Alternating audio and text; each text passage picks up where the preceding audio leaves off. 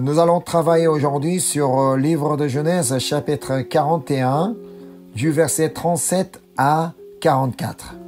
Ces paroles plurent à Pharaon et à tous ses serviteurs. Et Pharaon dit à ses serviteurs, « Trouvions-nous un homme comme celui-ci et en lui l'Esprit de Dieu ?» Et Pharaon dit à Joseph, « Puisque Dieu t'a fait connaître toutes ces choses, il n'y a personne qui soit aussi intelligent et aussi sage que toi. Je t'établis sur ma maison et tout mon peuple obéira à tes ordres. Le trône seul m'élèvera au-dessus de toi. » Pharaon dit à Joseph, « Vois, je te donne le commandement de tout le pays d'Égypte. » Pharaon ôta son agneau de la main et le mit à la main de Joseph. Il le revêtit d'habits de fin lin et lui mit un collier d'or au cou. Il le fit monter sur le char qui suivait le sien et l'on criait devant lui à genoux. C'est ainsi que Pharaon lui donna le commandement de tout le pays d'Égypte. Il dit encore à Joseph, « Je suis Pharaon, et sans toi, personne ne s'élèvera la main ni le pied dans tout le pays d'Égypte. » Amen. Le passage d'aujourd'hui nous raconte qu'il s'est passé quelque chose d'extraordinaire dans la vie de Joseph. Ce n'est pas quelque chose qui arrive à tout le monde. On appelle ça le retournement de situation. Il y a à peine quelques minutes, il était encore un prisonnier. Il était considéré comme un criminel enfermé dans la prison. Mais soudainement, il se retrouve élevé au plus haut rang en Égypte. C'est vraiment un événement inimaginable qui s'est produit ce jour-là. Ça a été quelque chose de totalement inattendu pour Joseph. Et personne ne croyait que Joseph allait devenir le gouverneur, le ministre de l'Égypte.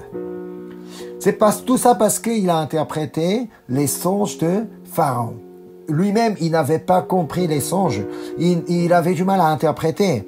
C'est Joseph qui les interprétait. C'est pour ça que lui, il a établi comme le ministre et le gouverneur de tout le pays. Mais pour ça, en fait, ce verset, il faudra vraiment tenir ce verset. On va aller voir 1er Chronique, chapitre 29, verset 12. « C'est de toi que viennent la richesse et la gloire. C'est toi qui domines sur tout. C'est dans ta main que sont la force et la puissance.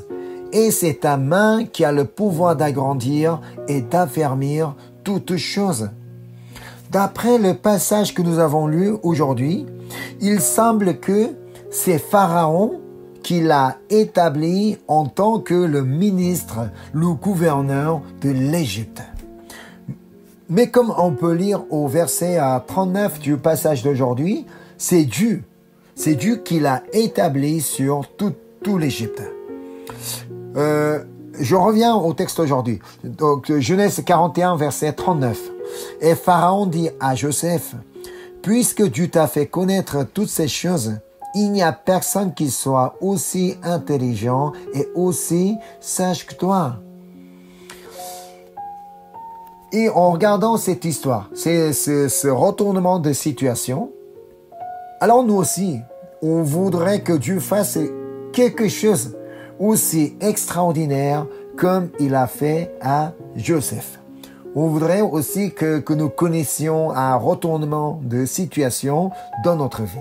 Oui, c'est tout à fait possible. Dieu peut aussi nous donner l'intelligence et la sagesse comme il en a donné à Joseph. Et il peut aussi nous élever au plus haut rang de notre domaine, de notre travail et de notre pays. Parce que tout est possible à Dieu. Parce que la richesse et la gloire viennent de Dieu et c'est Dieu qui domine sur tout. Parce que c'est dans sa main que sont la force et la puissance. Et c'est sa main qui a le pouvoir d'agrandir et d'affermir toutes choses. Mais, sous condition que nous soyons formés et préparés pour ces gloires. Il faut d'abord que nous soyons prêts pour avoir telle gloire. pour avoir telle bénédiction dans notre vie. Pour connaître un tel retournement de situation dans notre vie, il y a une condition. Sachant que Joseph, il a passé 13 ans de formation et de préparation jusqu'à ce qu'il soit établi sur l'Égypte. Ce n'est pas quelque chose qui lui est arrivé comme ça. Il fallait 13 ans de formation et de préparation. C'est pourquoi Ecclésiaste chapitre 3 verset 1 dit ainsi: Il y a un temps pour tout, un temps pour toutes choses sous les cieux. Alors, tout est dans la main de Dieu. Donc, il y a un temps pour tout fixé par Dieu. Alors, il ne faut pas espérer un retournement de situation sans que nous soyons dignes de ce moment. Donc, tant que Dieu ne dit pas que c'est bon, c'est le moment, on ne peut pas connaître le moment. Dieu a un timing et il veut que nous soyons prêts pour ce moment. Et il veut nous former, il veut nous préparer et il veut que nous soyons prêts pour ce moment. Il fallait donc 13 ans pour Joseph afin qu'il soit prêt pour être le ministre de l'Égypte. Donc il fallait vraiment ces longues années pour Joseph afin qu'il soit complètement prêt pour qu'il soit le ministre, le gouverneur de l'Égypte. Parce que il est devenu le ministre à l'âge de 30 ans. Donc c'est ce qu'on peut lire. On va retourner au passage d'aujourd'hui. Donc Genèse 41. Genèse 41, c'est verset 46. Joseph était âgé de 30 ans lorsqu'il se présenta devant Pharaon, roi d'Égypte. C'est à l'âge de 30 ans qu'il est devenu le ministre. Il est arrivé en Égypte à l'âge de 17 ans, donc il a vécu 13 ans dans ce pays. On va donc retracer la vie de Joseph pour voir comment il a été formé et préparé durant ces années en Égypte. Tout d'abord, Dieu voulait qu'il apprenne à pardonner et à aimer ceux qui l'ont trahi. C'est pourquoi ses frères l'ont vendu aux Madianites. On peut dire que ce sont ses frères qui, eux-mêmes, ils ont eu cette intention de vendre leur frère, donc faire mal à son frère. En fait, ça faisait partie du plan de Dieu. Tout s'est passé sous le contrôle de Dieu, dans la main du Seigneur. Parce qu'il fallait que Joseph descende en Égypte. Joseph ne pouvait savoir pourquoi il devait descendre en Égypte. Même ni ses frères, donc ça ne comptait pas vraiment que ce soit Égypte ou d'autres pays, ça ne les comptait pas. Mais il fallait, parce que pour Dieu, il fallait que Joseph descende en Égypte. Tout de même, pour Joseph, il ne pouvait pas facilement accepter que ses frères les trahissent et vendus aux Madianites comme esclaves. Personne ne pourrait accepter facilement. Personne ne pourrait tolérer telle situation. Ça veut dire, la haine de ses frères pouvait remplir son cœur. Là, il pouvait vraiment avoir la colère contre ses frères. Il pouvait avoir la haine de ses frères qui lui a mis à de telles situations. À cause de ses frères, il est devenu un esclave. Il a été séparé de ses parents, de sa famille. Il est emmené dans un pays étranger où il ne connaît même pas la langue. Il ne parlait pas égyptienne. Il ne connaissait personne là-bas. En plus, il a été emmené comme un esclave. Alors, le désir de venger pouvait remplir son cœur. Et lui, il pouvait dire, tiens, un jour, je vais me venger mes frères. Eux, ils verront donc ce que je vais faire. Mais ce n'était pas le cas de Joseph. Depuis qu'il est arrivé en Égypte, il n'a jamais eu ce désir. Comment on peut le savoir? Comment on peut le connaître? C'est le passage que nous avons vu la semaine dernière, nous le dit. On va aller voir Genèse chapitre 39, verset 3. Son maître vit que l'Éternel était avec lui et que l'Éternel faisait prospérer entre ses mains tout ce qu'il entreprenait. Si jamais le cœur de Joseph était rempli du désir de venger et de la haine, son maître n'aurait jamais pu voir que l'Éternel était avec lui. Comme je l'ai déjà dit la dernière fois, son maître Potiphar pouvait facilement constater que Joseph n'avait pas un visage d'un esclave. Alors qu'il sait très bien que c'est un esclave. Il vient de loin et il est séparé de ses parents. Il est dans une situation difficile. Mais Joseph n'avait pas un visage d'esclave. Il était différent. Ça veut dire, Joseph n'était pas en colère. Il n'était pas de mauvaise humeur. Et on comprend comment ça a été possible dans le chapitre 45. Car Joseph lui-même en témoigne. C'est la scène où Joseph dévoile son identité à ses frères qui sont venus en Égypte pour acheter à manger parce qu'il y avait la famine partout sauf en Égypte. Donc c'est vrai, même en Égypte, il y avait de la famine, mais Égypte il y avait de quoi manger. On va aller voir Genèse 45. Genèse chapitre 45 du verset 2 à 5. Il éleva la voix en pleurant. Qu'est-ce que ça veut dire? Si jamais Joseph avait toujours le désir de se venger de ses frères, s'il avait la haine de ses frères, il n'aurait jamais pleuré en les rencontrant. Alors je continue à lire. Les Égyptiens l'entendirent et la maison de Pharaon l'entendit. Joseph dit à ses frères, « Je suis Joseph, mon père vit-il encore ?» Mais ses frères ne purent lui répondre, car ils étaient troublés en sa présence. Ils avaient peur. Mais qu'est-ce qui se passe? Joseph dit à ses frères, « Approchez-vous de moi. » Et ils s'approchèrent. Il dit, « Je suis Joseph, votre frère, que vous avez vendu pour être mené en Égypte. Maintenant, ne vous affligez pas et ne soyez pas fâchés de m'avoir vendu pour être conduit ici, car c'est pour vous sauver la vie que Dieu m'a envoyé devant vous. » Waouh! Joseph était un vrai homme de Dieu. Autrement, Joseph était un vrai chrétien, peut-être un vrai disciple. Et je continue à lire les versets 7 et 8. Dieu m'a envoyé. Il continue à parler à ses frères. Dieu m'a envoyé devant vous pour vous faire subsister dans le pays et pour vous faire vivre par une grande délivrance. Ce n'est donc pas vous qui m'avez envoyé ici, mais c'est Dieu. Il m'a établi père de Pharaon, maître de toute sa maison et gouverneur de tout le pays d'Égypte. Qu'est-ce qu'il dit? Ce n'est pas donc vous qui m'avez envoyé ici, mais c'est Dieu. Joseph savait que c'était le plan de Dieu. Que tout faisait partie du plan de Dieu.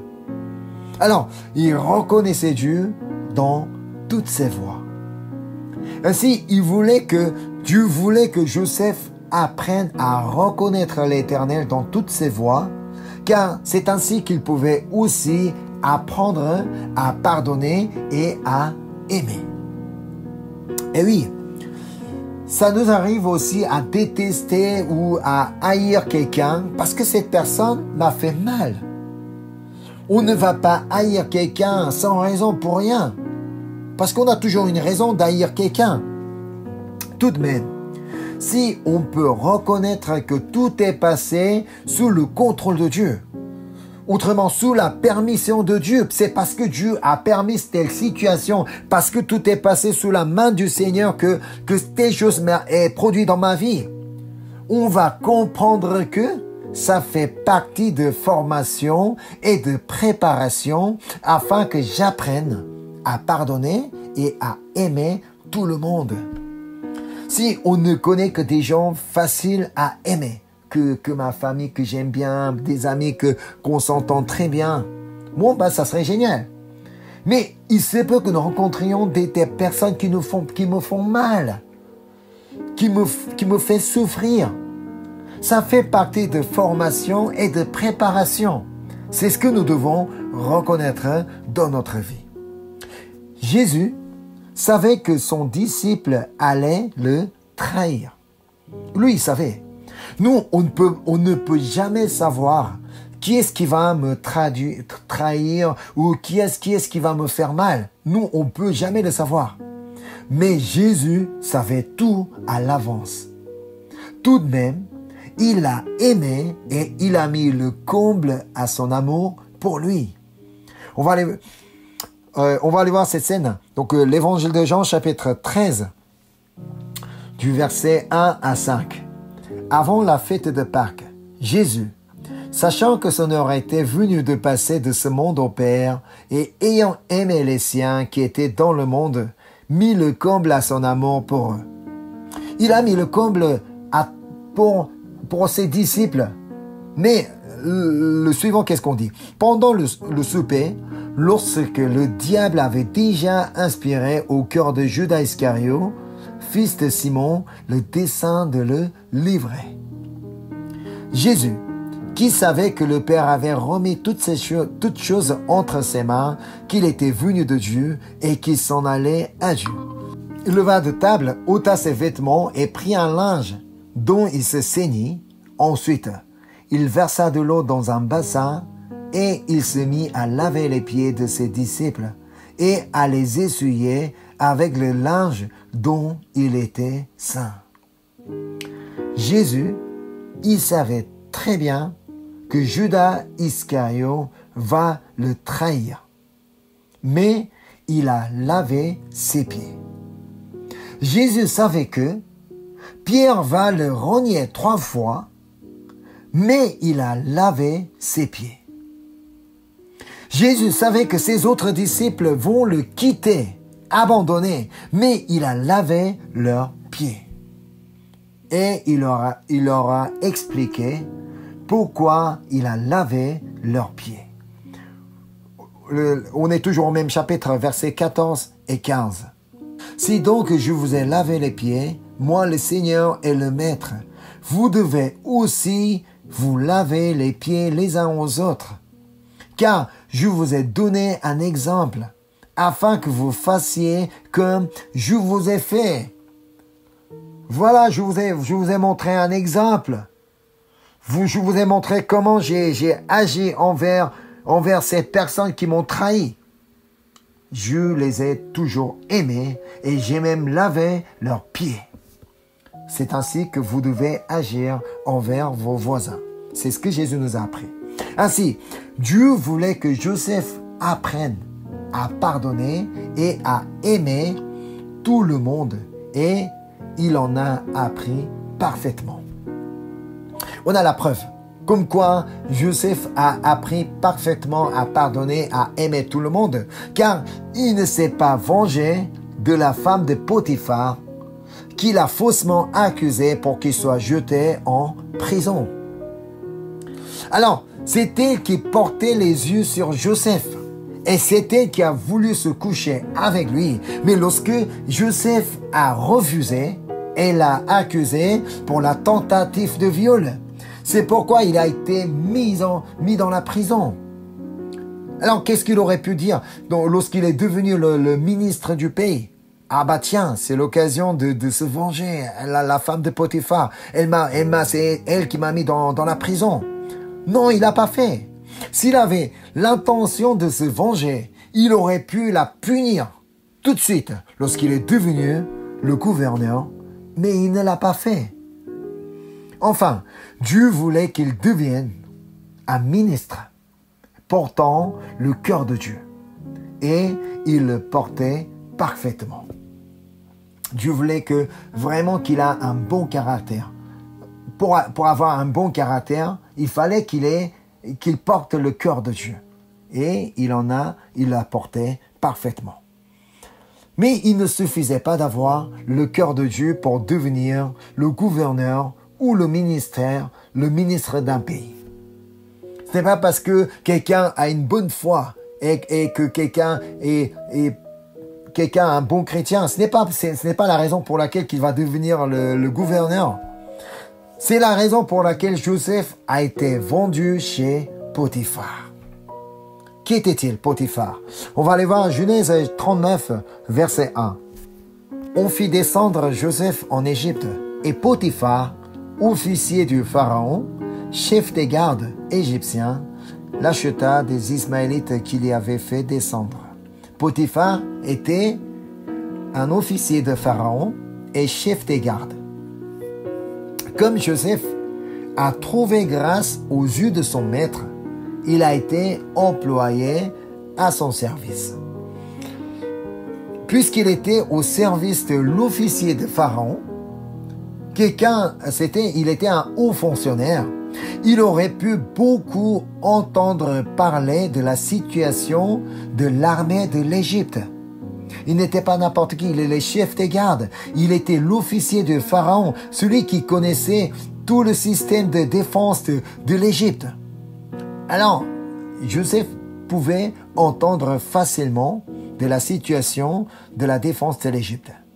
Sans doute, d'autres chefs et officiers devaient passer chez lui et ainsi il pouvait faire leur connaissance.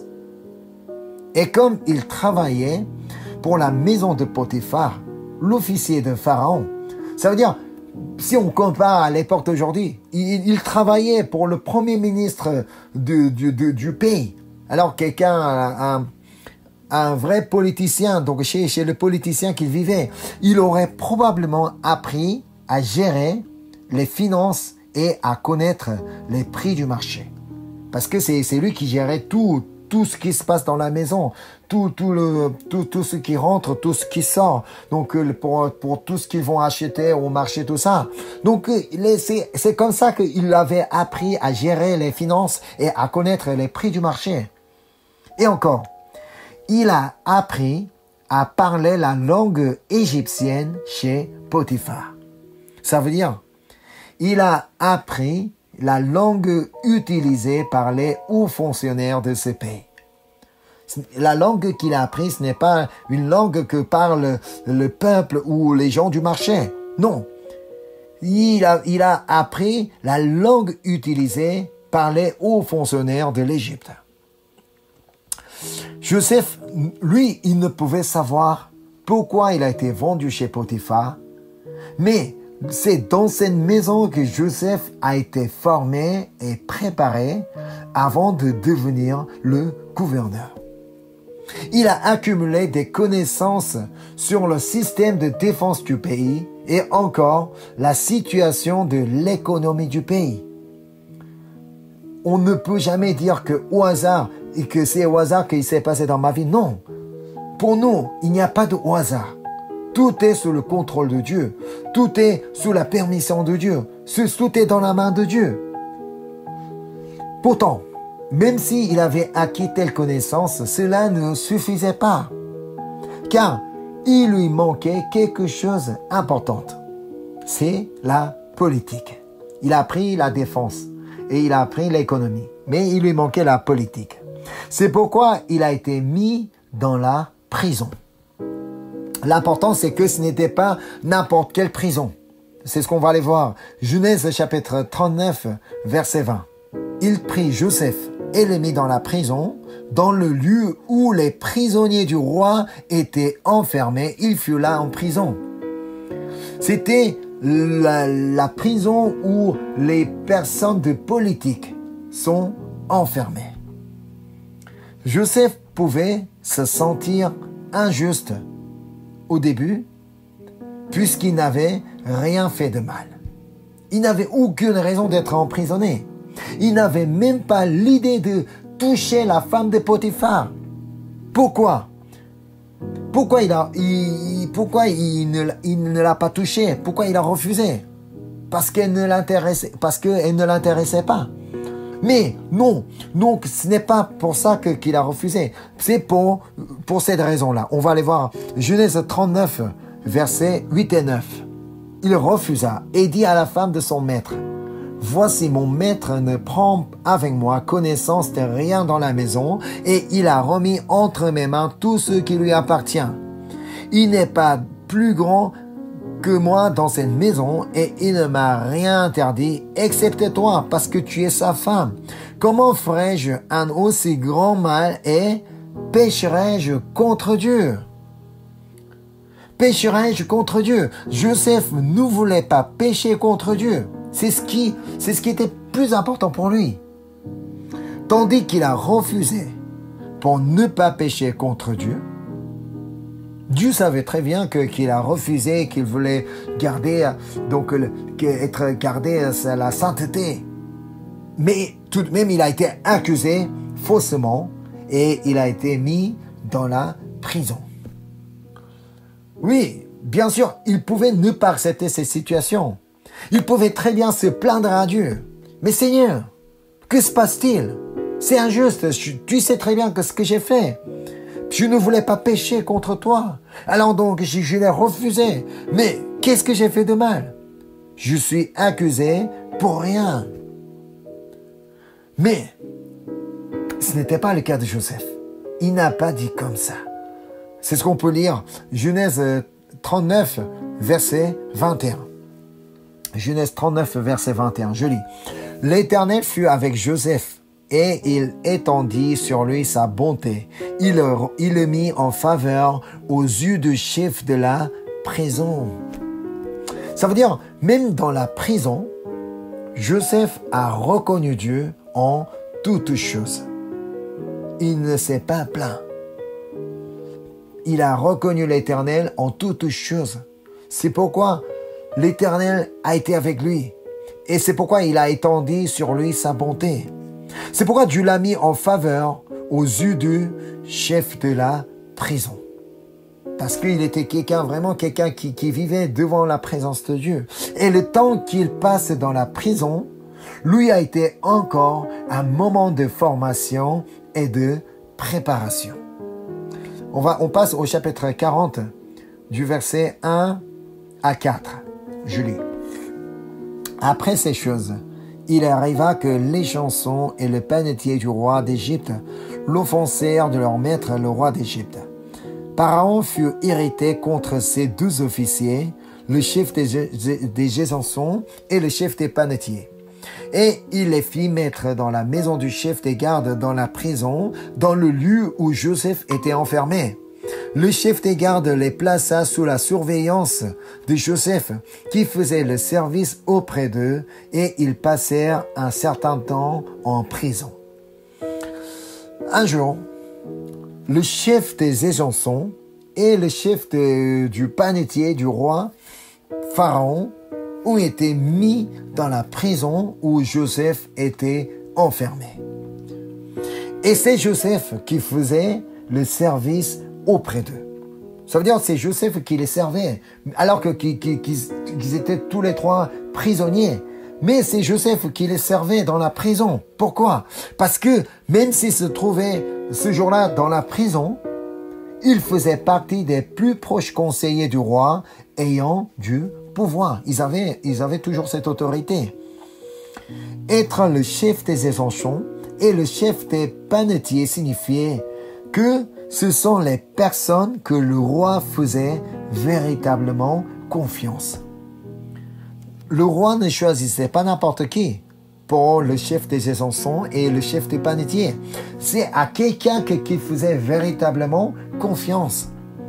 Parce qu'ils étaient les personnes les plus susceptibles de tenter un empoisonnement. Parce que c'était courant.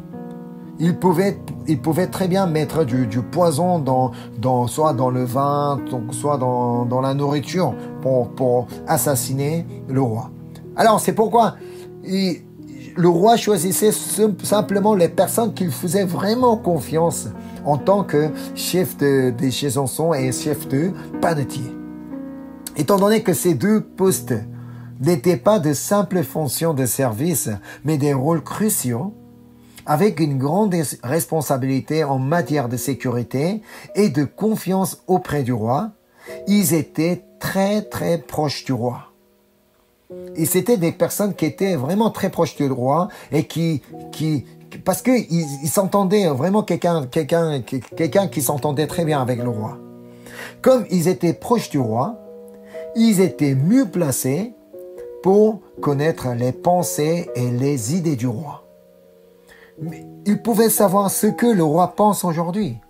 Ils pouvaient savoir ce que le roi a comme projet aujourd'hui. Autrement, ils connaissaient la politique du roi.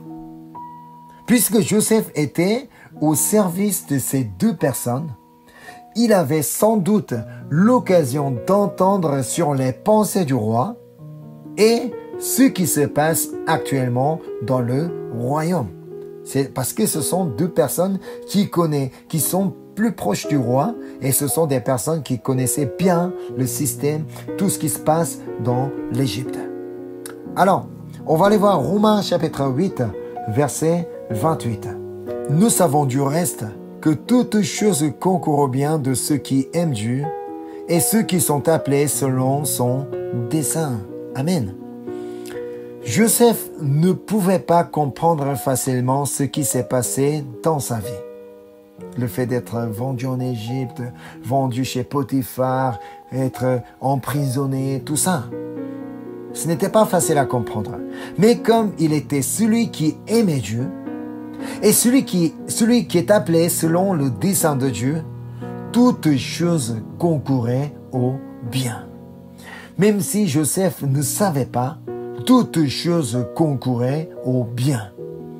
Les 13 années qu'il a passées chez Potiphar et dans la prison lui ont servi pour qu'il soit formé et préparé. C'est pourquoi le jour où il a interprété les songes du roi, il pouvait être établi sur tout le royaume et il pouvait aussitôt entrer dans la fonction. C'est ce qu'on peut lire dans Genèse chapitre 41, verset 46. Joseph était âgé de 30 ans lorsqu'il se présenta devant Pharaon, roi d'Égypte. Et il quitta Pharaon et parcourut tout le pays d'Égypte. Ça veut dire, il s'est mis tout de suite, il est entré tout de suite dans la fonction. Le jour même où il a été établi, il a été élu, c'est là qu'il a déjà commencé à travailler.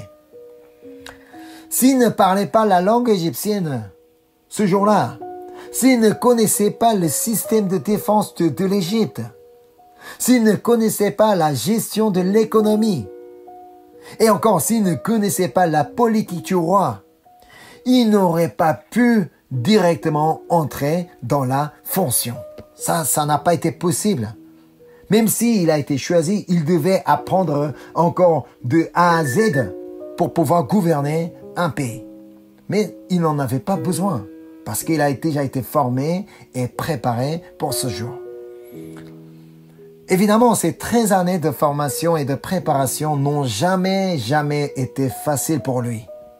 Il a fait beaucoup d'efforts pour reconnaître l'Éternel en toutes choses, pour ne pas se mettre en colère, pour ne pas s'inquiéter et s'affliger, pour ne pas haïr et pour ne pas avoir le désir de se venger et pour ne pas être découragé. C'est ce qu'on peut remarquer avec les noms que Joseph attribue à ses fils. On va aller voir Genèse 41, du verset 50 à 52. Avant les années de famine, il naquit à Joseph 2 fils, que lui enfanta Anath, fils de Potiphéra, prêtre d'On. Joseph donna au premier-né le nom de Manassé, car, dit-il, Dieu m'a fait oublier toutes mes peines et toute la maison de mon père. Et il donna au second le nom d'Éphraïm, car, dit-il, Dieu m'a rendu fécond dans le pays de mon affliction. Voyez, il avait des peines durant ces années qu'il a passées dans ce pays. Et ce pays lui a été le pays de son affliction. Ça veut dire, depuis qu'il est en Égypte jusqu'à ce jour-là, il n'était pas toujours heureux, très heureux, et que tout se passait bien. Voilà, donc tu me fais prospérer, alors je suis très content, je suis joyeux. Non. Il avait des peines pendant ces 13 ans. Et ce pays lui a été considéré comme un pays de son affliction. Ça veut dire que ça n'a pas été facile pour lui. Tout de même, il pouvait supporter et persévérer parce qu'il avait la foi en Dieu. Parce qu'il croyait en la fidélité de Dieu qui lui avait donné 2 songes. Voilà, donc Dieu lui avait donné 2 songes et il en a raconté à ses frères, tout ça, à sa famille. Après ces 2 songes, il savait qu'il jouerait un jour un rôle important pour sa famille. C'est pourquoi il a pu surmonter toutes ses peines et son affliction parce qu'il savait que Dieu était avec lui en Égypte et que Dieu allait accomplir sa volonté. Si vous désirez un retournement de situation dans votre vie, comme le cas de Joseph, sachez que vous devriez d'abord passer le temps de formation et de préparation. Sans ça, ça n'arrivera pas. Il se peut que vous soyez déjà en train de passer ce temps de formation et de préparation. Ça veut dire que vous êtes en train de déjà connaître des peines, aussi de l'affliction. Oui, ce n'est pas facile. Ce n'est pas facile de persévérer, de passer ces moments. Mais croyez que le moment viendra pour chacun de vous. Ça a été 13 ans pour Joseph. Ça peut être plus court ou plus long pour nous. On ne peut pas le savoir. Mais si vous croyez que tout est dans la main du Seigneur et que tout est sous le contrôle du Seigneur et que tout est vraiment dans le Seigneur, persévérez sans décourager jusqu'à ce que le Seigneur vienne retourner votre situation. Évidemment, on connaîtra aussi le retournement de situation. Sauf que nous, on ne peut pas savoir le moment et la date. Mais lorsque on finira ce temps de formation et de préparation, ce jour viendra. Alors, jusqu'à ce jour, continuons à persévérer, sans décourager, sans perdre la foi, parce que ce jour viendra certainement. Amen. Je vais prier. Merci Seigneur. Merci pour le message que tu nous as donné. Merci pour la parole que tu nous as donnée, Seigneur. Avec l'histoire de Joseph, tu nous apprends beaucoup de choses. Et que si tu nous fais traverser des moments difficiles, parfois incompréhensibles, c'est parce que tu veux nous former et que nous préparer pour ce jour de retournement de situation, Seigneur. Seigneur, c'est pourquoi en aucun cas, nous ne voulons jamais nous décourager, désespérer ou nous plaindre, Seigneur, de notre situation. Parce que tu es fidèle à ta promesse et que comme tu as parfaitement accompli les songes que tu as donnés à Joseph et que nous voudrons aussi vraiment avoir confiance en tes paroles et que nous voulons continuer à garder la foi en toi, Seigneur, parce que tu es fidèle à tes promesses. Alors nous voulons continuer à persévérer jusqu'au jour où on connaîtra le retournement de situation. Oh Seigneur, merci pour la parole que tu nous as donnée. Merci pour le message et que merci pour ta bonté et ta fidélité et pour ton amour et ta grâce. Je te prie au nom de Jésus-Christ. Amen.